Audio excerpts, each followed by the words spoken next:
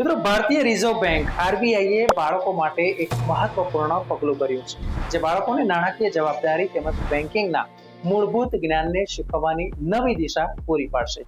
હવે 10 વર્ષ કે તેનાથી વધુ ઉંમરના બાળકો ગાર્ડિયન એટલે કે વાલી વિના પણ પોતાનું બેંક એકાઉન્ટ ઓપન કરી શકે છે, ઓપરેટ કરી શકે છે. આ નિર્ણયથી બાળકોનો બેન્કિંગ જગતમાં પ્રવેશ વધારે મજબૂત બનશે. બેંક એકાઉન્ટ, સેવિંગ એકાઉન્ટ અને ફિક્સ ડિપોઝિટ જેવા નાણાકીય શબ્દોથી પરિચિત થશે અને તેનાથી તેમને નાનપણથી જ પૈસાનું સંચાલન અને ખર્ચ કરવાની એક કેળવણી મળશે.